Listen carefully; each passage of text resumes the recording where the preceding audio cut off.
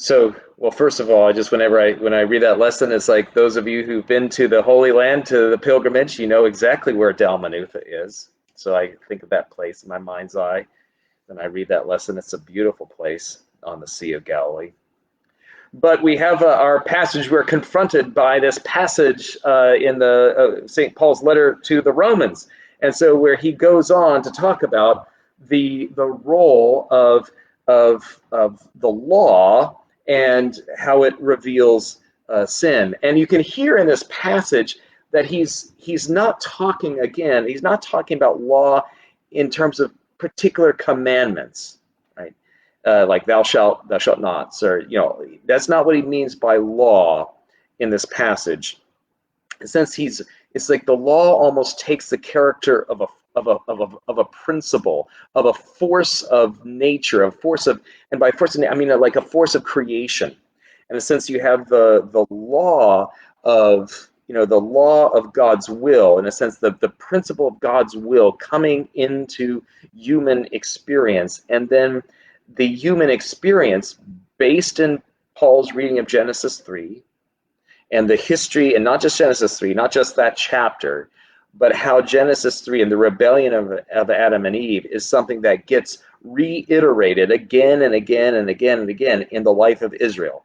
So what the one way this passage has been kind of talked about is like this is some sort of tortured individual, or talking about in kind of the language of addiction. It's kind of psychologized. But where St. Paul is coming from, I mean, I suppose you can read that in with some profit or use or application. But where St. Paul is talking about in the history of Israel, that in a sense, Israel received the law from God, the gift of God's kind of description of authentic humanity, of what it means to live in peace with God and one another. And they receive this law as a gift, and they can't they live in sin, that Israel itself lives in sin, in the sense that it can't get itself as a collective. We Westerners, we think of the individual struggle, but the I that Paul's talking about here, in a sense, is the hypothetical Jew, the hypothetical Israelite, who cannot, in a sense, he lives in a people that has tried to do God's will and has failed time and time again. And so, in a sense, this is alien to the Western mindset. But if you're part of a collective that fails, it exists in the military, by the way. So if your platoon fails, you have failed. That's that collective, that participation in collective guilt is what's at stake here in terms of Paul's description of the Israelite who is under the power of the law, and that articulation of God's will for the human being to live in peace with him and with other human beings is something that has been that Israel has failed to do again and again and again throughout its history. But so who's going to deliver us from this body of death? And by body, again, it's not this, the body of death is the human condition itself, the human condition of being forced by our own desires to live life on our own terms, to be separated from God's love. And so he said, so who's going to save us from this inability to be at peace with one another and at peace with God, which time and again, we fail at being at peace with one another and with God. And even though I'm, and a particular human individual may not be directly at fault for that, you participate in it. It's, you participate in the sin of a people. And so who will rescue us? And then he says, thanks be to God through Jesus Christ our Lord, that Jesus and his obedience, Jesus and his peace with his Father, Jesus and his bringing peace between human beings is the solution to the human problem. And Jesus' obedience on the cross brings an end to the human failures that have been repeated again and again through Israel's history, and opens a new path, a new way through the Red Sea, a new way through death into life at peace with God and with one another. It is Jesus that rescues us from the human condition of separation from God's love, aka death.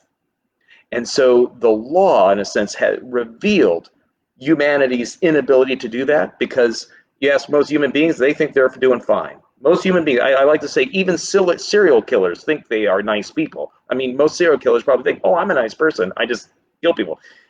Human beings have an infinite capacity for rationalization and for situational ethics. And so God's law cuts across all that and reveals those human rationalizations and situational, relevancies to be the lies that they are. And so Jesus comes with the truth of God's love for us and the truth that God calls us to love one another and live in mercy and with forgiveness. This is the good news of Jesus, and this is what awaits us in chapter 8 tomorrow and forward. A reading from St. Paul's letter to the Romans. Did what is good then bring death to me? By no means. It was sin working death in me through what is good, in order that sin might be shown to be sin, and through the commandment might become sinful beyond measure. For we know that the law is spiritual, but I am of the flesh, sold into slavery under sin. I do not understand my own actions. For I do not do what I want, but I do the very thing I hate. Now if I do what I do not want, I agree that the law is good. But in fact it is no longer I that do it, but sin that dwells within me. For I know that nothing good dwells within me, that is, in my flesh. I can will what is right, but I cannot do it. For I do not do the good I want, but the evil I do not want is what I do. Now if I do what I do not want, it is no longer I that do it, but sin that dwells within me. So I find it to be a law that when I want to do what is good, evil lies close at hand. For I delight in the law of God in my inmost self, but I see in my members another law at war with the law of my mind, making me captive to the law of sin that dwells in my members. Wretched man that I am, who will rescue me from this body of death? Thanks be to God through Jesus Christ our Lord. So then, with my mind I am a slave to the law of God, but with my flesh I am a slave to the law of sin. The word of the Lord. Thanks be to God.